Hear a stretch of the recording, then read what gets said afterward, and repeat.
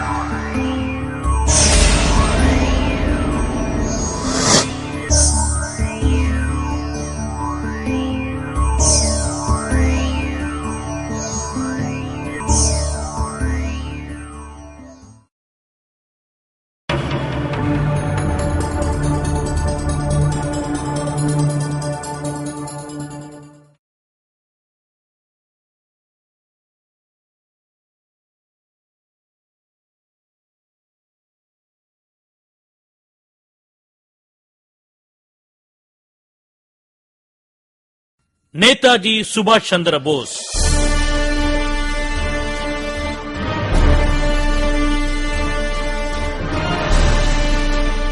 வங்காளத்தில் ஜானகிநாதர் பிரபாவதி அம்மையாருக்கு 1897 பிப்ரவரி 23 பிறந்தார் சுபாஷ் சந்திர போஸ்.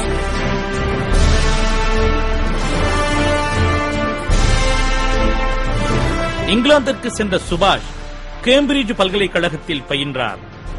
1921 பாரத நாட்டில் காந்தி யுகம் தொடங்கி சுதந்திர போர் மிக சிறப்பாக நடந்து கொண்டிருந்தது. அந்த சமயத்தில் சுபாஷ் கேம்பிரிட்ஜ் பல்கலைக்கழகத்தில் BA பட்டம் பெற்றார். ICSஐ கைவிட வேண்டாம் என்று நண்பர்கள் வற்புறுத்தினார்கள். தேசத்தின் அழைப்புக்கு முன்னால் எந்த பதவியும் அவருக்கு உயர்ந்ததாக தெரியவில்லை. சுபாஷ் இங்கிலாந்திலிருந்து புறப்பட்டார். சுதந்திர வீரரும் தியாக மூர்த்தியுமான CR தாசுடன் சேர்ந்து சுதந்திர போரில் ஈடுபட்டார்.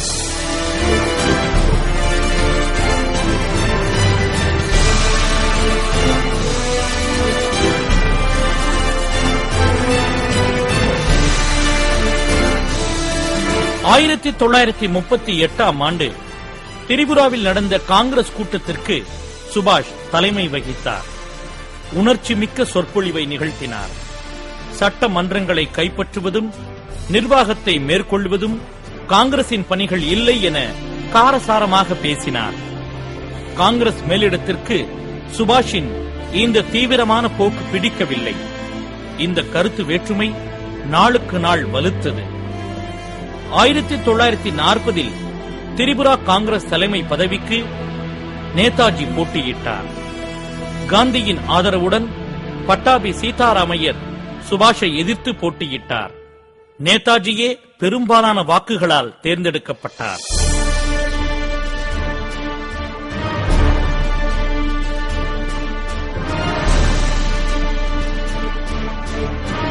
ஆறு மாதத்திற்குள் இந்தியாவிற்கு விடுதலை வழங்க வேண்டும், இல்லையேல் பிரிட்டனுக்கு எதிராக போராட மக்களை தயாரிக்க வேண்டும் என்றார் நேதாஜி. நேதாஜியுடன் ஒத்துழைக்க யாரும் தயாராக இல்லை. அதனால் காங்கிரஸ் தலைமை பதவியை நேதாஜி ராஜினாமா செய்தார். காங்கிரசுக்குள்ளேயே ஃபார்வர்ட் பிளாக் என்ற கட்சியை நிறுவினார். கட்சி பிரச்சாரத்திற்காக அட்வான்ஸ் என்ற ஆங்கில நாளேடு ஒன்றையும் தொடங்கினார்.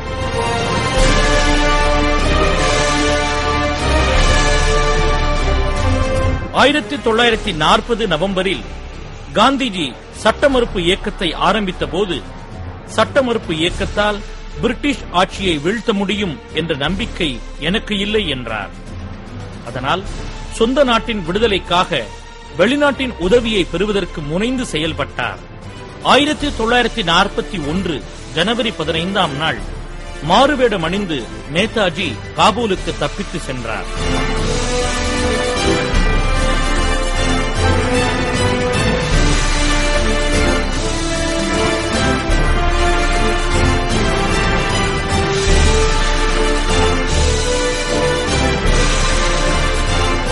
ஜெர்மன் பத்திரிகை நேதாஜியின் புகைப்படத்துடன் இந்த அறிவிப்பை வெளியிட்டது. கல்கத்தாவிலிருந்து மாறு வேடத்தில் புறப்பட்டு 73 நாட்கள் கழித்து சுபாஷ் பெர்லின் நகரில் இறங்கினார். ஹிட்லர் நேதாஜியை வரவேற்று அதிக மரியாதை அளித்தார்.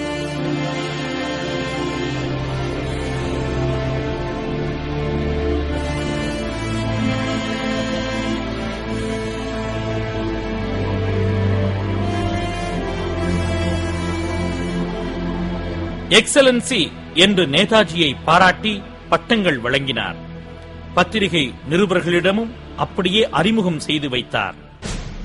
இந்தியாவை பிரிட்டிஷ் ஆட்சியிலிருந்து மீட்பதற்காக ஜெர்மனி, இத்தாலி, ஜப்பானுடன் சுபாஷ் ஒப்பந்தம் செய்து கொண்டார்.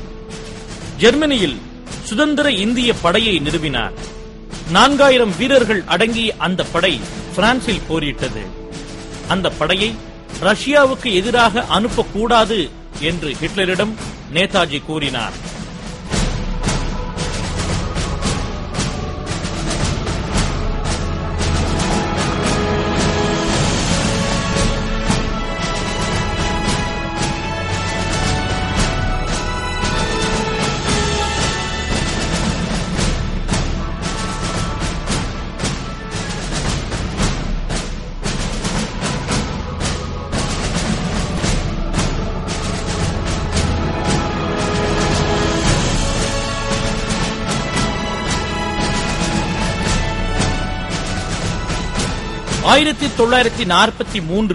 ஜூன் 20ஆம் நாள் டோக்கியோவுக்கு வந்து சேர்ந்தார் நேதாஜி.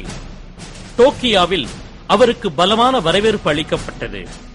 ஜூலை 2ஆம் தேதி சிங்கப்பூருக்கு வந்தார். 1943 அக்டோபர் திங்களில் சுபாஷ் சந்திர போஸ் சுதந்திர சர்க்காரை அமைத்தார். ஆயுதம் தாங்கிய விடுதலை போரை துவக்கினார். சுதந்திர இந்திய சர்க்காரில் பிரதம மந்திரி பொறுப்பை ஏற்றார் சுபாஷ். அயல்நாடு, போக்குவரவு முதலிய இலாக்காக்கள் இவரது பொறுப்பில் செயல்பட்டன. இந்திய தேசிய ராணுவத்தின் பிரதம சேனாதிபதியாக பொறுப்பேற்று போரில் இறங்கியது இந்த வங்கத்து சிங்கம்.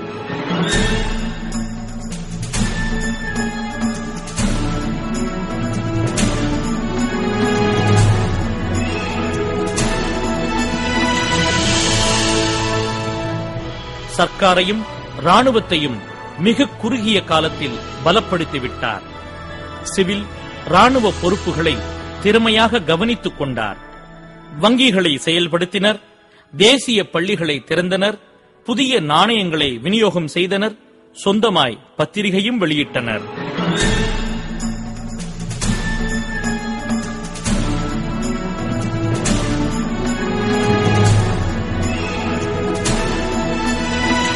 சுதந்திர சர்க்கார் ஒரு மாபெரும் நிறுவனமாக இயங்கியது. கோடிக்கணக்கான பணம் தேவைப்பட்டதால் தென்கிழக்கு ஆசிய இந்தியர்கள் தங்கள் பணம், பொருள், உடைமைகள் யாவற்றையும் அவரிடம் ஒப்படைத்து விட்டனர். கிழக்காசிய இந்தியர்கள் அளித்த பணத்தை கொண்டுதான் சுதந்திர சர்க்கார் ஆயுதங்களையும் வெடிமருந்துகளையும் வாங்கியது.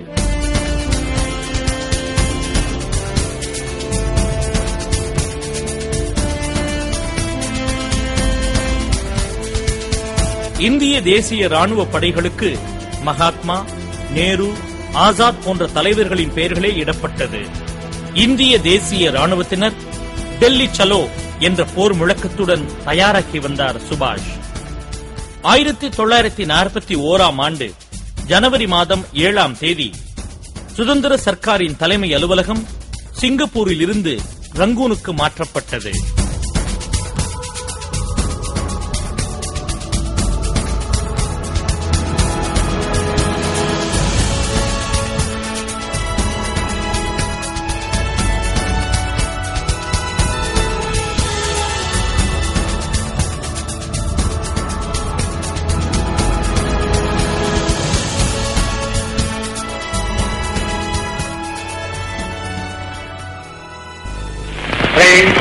And comrades in arms, you might ask me what I did in Tokyo for what present I have brought for you.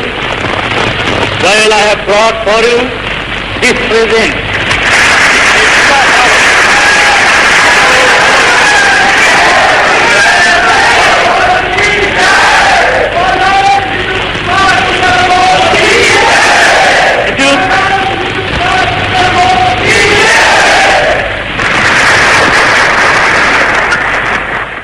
March 18ஆம் நாள் இந்திய தேசிய ராணுவம் தாய்நாட்டிற்குள் புகுந்தது. தேசிய ராணுவத்தினருக்கும் பிரிட்டிஷாரின் இந்திய ராணுவத்தினருக்கும் போர் நடந்தது. மார்ச் 20ஆம் தேதி தேசிய ராணுவம் மணிப்புரி சமஸ்தானத்தில் தாமு என்ற இடத்தை நெருங்கியது. பிரிட்டிஷ் விமானங்கள் வெடிகுண்டுகளை வீசியது. பல தேசிய ராணுவ வீரர்கள் உயிரிழந்தார்கள். அம்மாதம் 31ஆம் நாள் தேசிய ராணுவம் மணிப்புரி சமஸ்தானத்தில் புகுந்தது. தென்பாகம் முழுமையும் கைப்பற்றியது.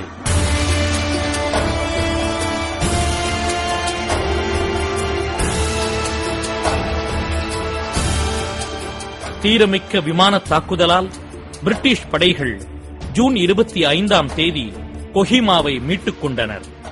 நேதாஜியின் உத்தரவுப்படி மணிப்புரி, கோஹிமா பிரதேசங்களிலிருந்து தேசிய ராணுவம் பின்வாங்கியது. போர் வேகம் கொள்ள ஆரம்பித்தது. பர்மா மீது 1945 ஜனவரி மாதத்தில் பிரிட்டிஷ் படை போர் தொடுத்ததால் மேலும் மேலும் படைகளை கொண்டு வந்து குவித்து தொடர் தாக்குதலை நிகழ்த்தியது. மார்ச் மாத இறுதியில் US தளபதி மக்தார்தா பெரும் படையுடன் ஜப்பானை நெருங்கிக் கொண்டிருந்தார். ஏப்ரல் 23ஆம் நாள் ஜப்பானிய படை பர்மாவிலிருந்து வெளியேறியது. மறுநாள் இந்திய தேசிய ராணுவத்தின் பிரதம சேனாதிபதி நேதாஜி ரங்கூனில் இருந்து வெளியேறினார். நேதாஜி ரங்கூனில் இருந்து வெளியேறிய பின்பும் இந்திய தேசிய வீரர்கள் பர்மாவில் போர் புரிந்தனர். ஆகஸ்ட் மாதம் ஜப்பானியர் சரணடைந்த பிறகும் மலேயாவிலும் தாய்லாந்திலும் போரிட்ட நேதாஜியின் ராணுவ வீரர்கள் சரணடைய மறுத்து போரிட்டபடியே இருந்தனர்.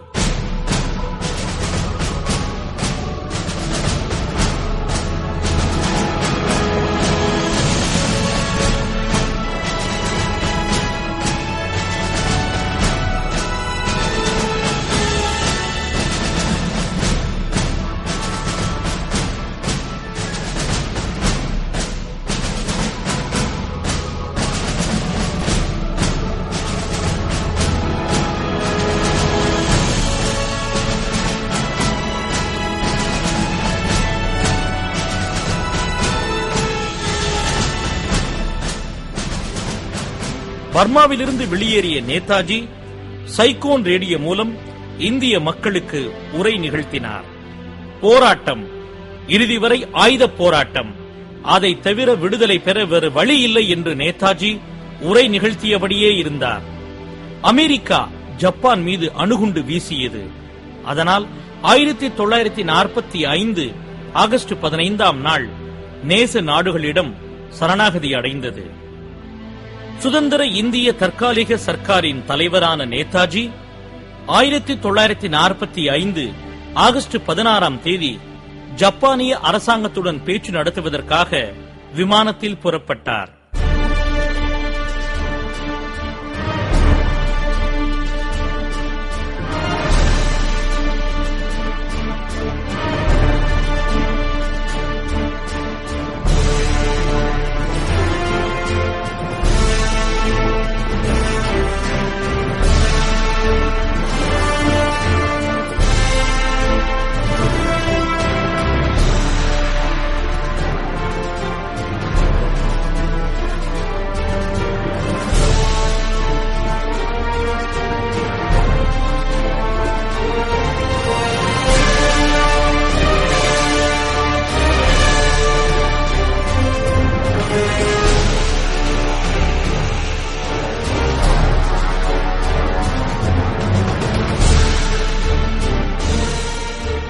பதினெட்டாம் தேதி பிற்பகல் 2 மணிக்கு தைஹோக் என்ற விமான நிலையத்தில் அவருடைய விமானம் விபத்துக்குள்ளானது என்று கூறப்படுகிறது.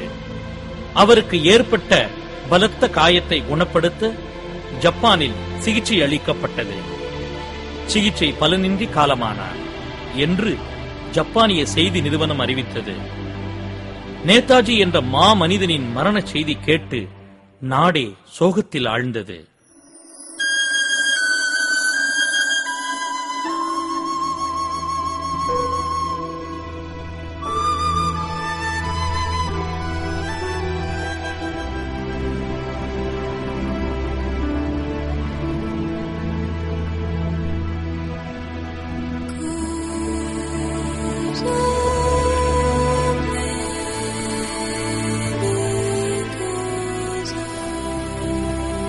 இந்திய விடுதலைக்காக தேசம் மகாத்மா காந்திக்கு எவ்வளவு நன்றி செலுத்த வேண்டுமோ அதே அளவுக்கு நேதாஜிக்கு நன்றி செலுத்த கடமைப்பட்டுள்ளது. ஆங்கில மோகத்தில் மூழ்கிக் கிடந்த மக்களை விழிப்புற செய்வதில் மகாத்மா காந்தி போற்றுதற்குரிய சேவை செய்தார். அதேபோல் ஆங்கிலேயர்களின் ஆட்சி சக்கரத்தின் அச்சாணியை முறித்து தூள் தூளாக்கியவர் நேதாஜிதான்.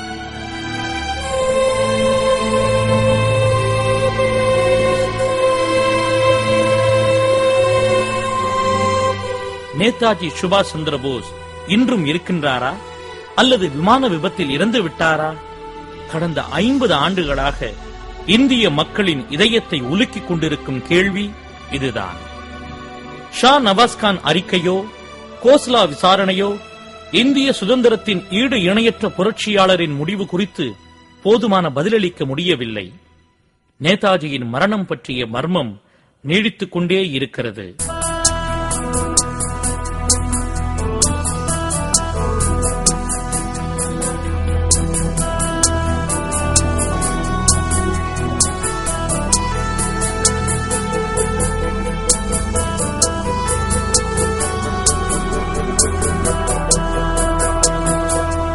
ஆங்கிலேயர்களின் அதிரகசிய ஆவணத்தில் நேதாஜி விமான விபத்தில் இறக்கவில்லை என்று தெரிவிக்கப்பட்டு இருக்கிறது.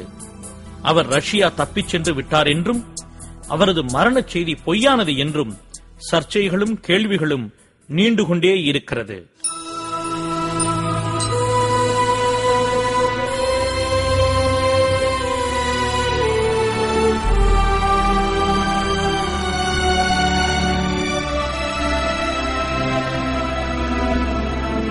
ஜாதி மத வித்தியாசங்களை கடந்து தேசிய வீரத்தை கிளர்ந்தெழச் செய்த நேதாஜியின் கடைசி கால வாழ்க்கையில் என்ன நேர்ந்தது என்று இனிமேலும் அக்கறை காட்ட தவறினால் வரலாறு நம்மை மன்னிக்காது.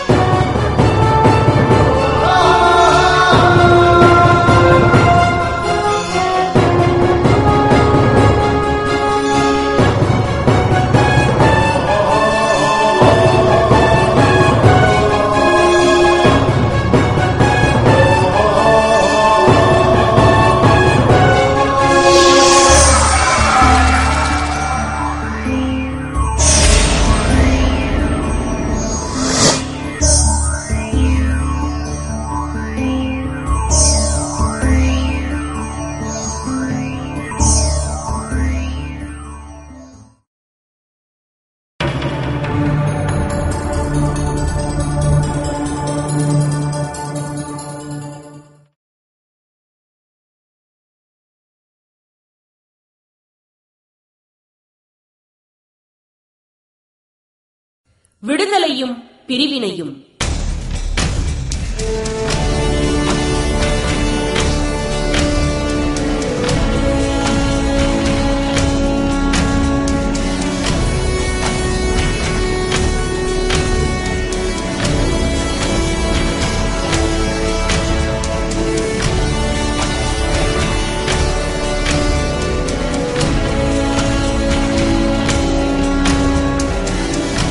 இந்திய சுதந்திர போராட்டத்தின் வேகமும் தாக்கமும் இந்தியாவில் ஆங்கிலேயரது ஆட்சியை முடிவுக்கு கொண்டு வந்தது.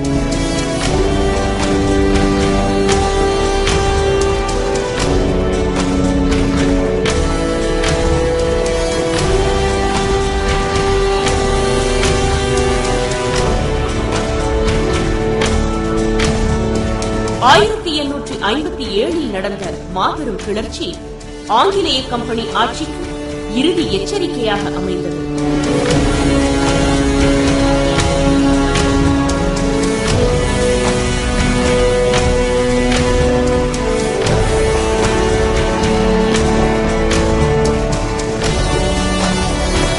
மோகன்தாஸ் கரம்சந்த் காந்தி தேசிய அரங்கில் தோன்றுகிற வரையிலும் போராட்டங்கள் எல்லாமே நாடு முழுவதையும் இணைக்கும் பேராற்றல் பெற்றுவிடவில்லை. காந்தி தேசிய அரங்கில் கைக்கொண்ட போராட்ட முறையே தனியான கவனம் பெற்றது.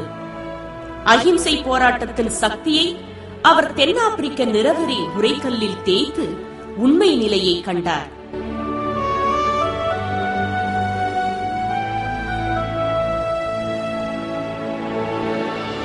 காந்தியின் தலைமையில் மேற்கொள்ளப்பட்ட மக்கள் இயக்கங்களால் ஆங்கிலேயர்கள் இந்தியாவை விட்டு வெளியேறுவதை தவிர வேறு வழியில்லை என்ற நிலை உருவானது.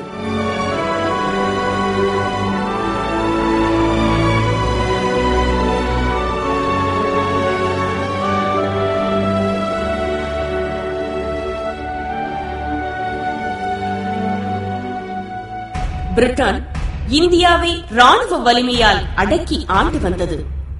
உலக அரங்கில் எழுந்த அரசியல் கொந்தளிப்பும் இரண்டாவது உலகப் போரின் நிலைமையும் பிரிட்டனை சிந்திக்க வைத்தது. டெல்லி செங்கோட்டையில் நடைபெற்ற நேதாஜியின் இந்திய தேசிய படை தளபதிகள் பற்றிய வழக்கு இந்திய மக்களிடையே ஆர்வத்தையும் எழுச்சியையும் ஏற்படுத்தியது.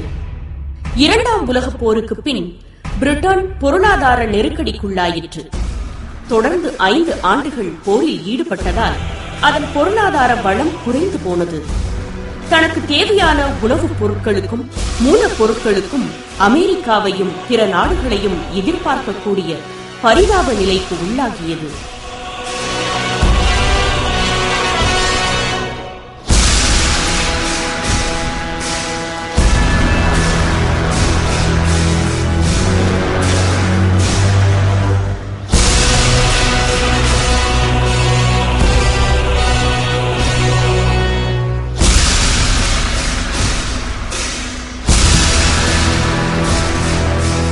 இந்தியாவில் கம்பெனி ஆட்சி துவங்கிய காலத்தில் இருந்தே பிரித்தாளும் கொள்கையை கையாண்டு வந்தது. அதன் நெடுங்கால கொள்கைக்கேற்ப பிரிட்டன் இந்தியாவை விட்டு வெளியேறும் போதும் இந்தியாவை 2ஆக பிரித்துவிட்டுதான் வெளியேறியது. முஸ்லீம் லீக் கட்சியினர் கட்டவிழ்த்துவிட்ட வகுப்பு கலவரங்கள் இந்தியாவில் ஆங்கிலேயரின் ஆட்சி நிலையை மேலும் மோசமாக்கிவிட்டது.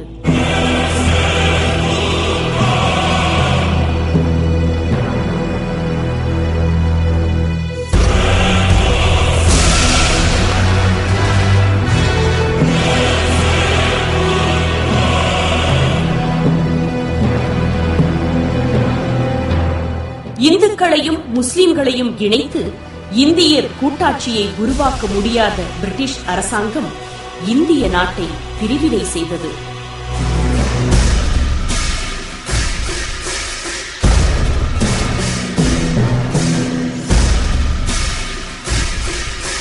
நாட்டில் இனக்கலவரங்கள் அமைதியின்மையையும் குழப்பத்தையும் அதிகரிக்க செய்தது. இந்த நேரத்தில்தான் புதிய இந்திய வைஸ்ராயாக 1947ஆம் ஆண்டு மார்ச் 22ஆம் தேதி மவுண்ட்பேட்டன் பிரபு இந்தியாவுக்கு வந்தார்.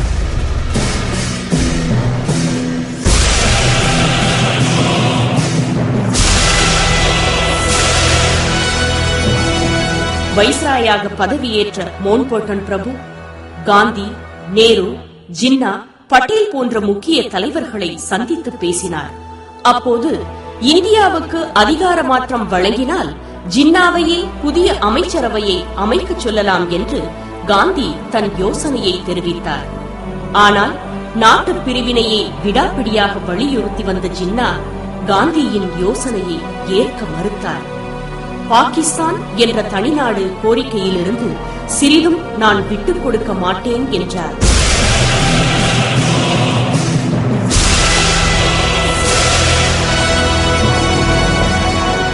இந்திய தலைவர்களோடு பேசிய பின் இந்தியாவை பிரிவினை செய்யாமல் இந்திய அரசியலின் தேக்க நிலையை தீர்க்க முடியாது என்ற முடிவுக்கு வந்தார் மவுண்ட்பேட்டன். அதனால் தன் சாதுரியத்தால் பிரிவினை திட்டத்துக்கு காந்தியின் சம்மதத்தை பெற்றார். இந்திய பிரிவினைக்கு சாதகமாக மவுண்ட்பேட்டன் தனது திட்டத்தை தயாரித்தார். இந்தியாவை கூறு போடும் மவுண்ட்பேட்டன் அத்திட்டத்தை 1947 ஆண்டு ஜூன் 3 வானொலியில் அறிவித்தார். இந்திய பிரிவினை முடிவானதும் பிரிட்டிஷ் அரசாங்கம் துரிதமாக செயல்பட்டது. இந்திய விடுதலை மசோதா தயாரிக்கப்பட்டு ஜூலை 4 பிரிட்டிஷ் பாராளுமன்றத்தில் அறிமுகப்படுத்தப்பட்டு இந்திய விடுதலை சட்டமாக ஜூலை 18 நிறைவேற்றப்பட்டது.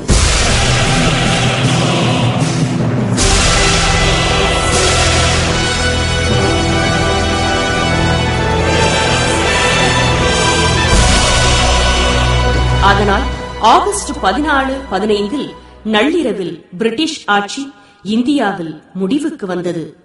இந்தியாவின் கடைசி வைஸ்ராய் மவுண்ட்பேட்டன் பிரபு இந்தியா விடுதலை அடைகிறது என்று அரசியல் அமைப்பு சட்டமன்றம் செய்த பிரகடனத்தில் கையொப்பமிட்டார்.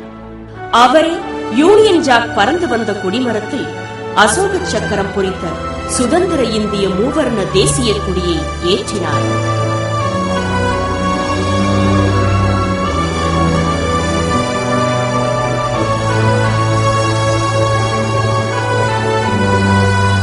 முதல் பாரத பிரதமராக ஜவஹர்லால் நேரு பொறுப்பேற்றார்.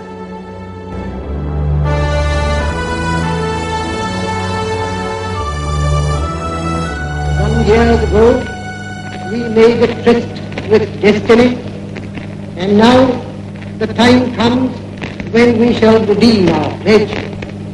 At the stroke of the midnight hour, when the world sleeps, India will awake.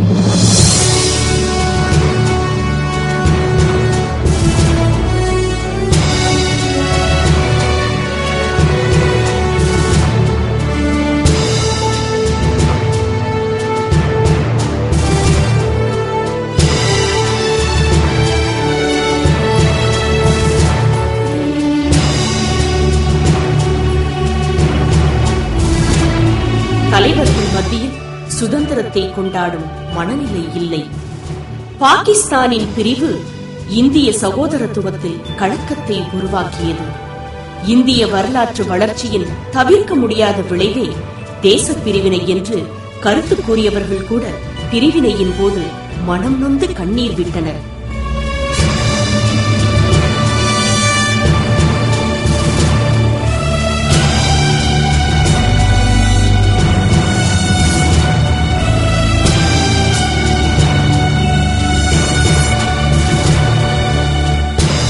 இந்தியாவை பிரிவினை செய்துதான் விடுதலை அடைந்திருக்க வேண்டுமா என்ற கேள்வி சுதந்திர நாளன்று விவாதத்திற்குரிய கேள்வியாக இருந்தது.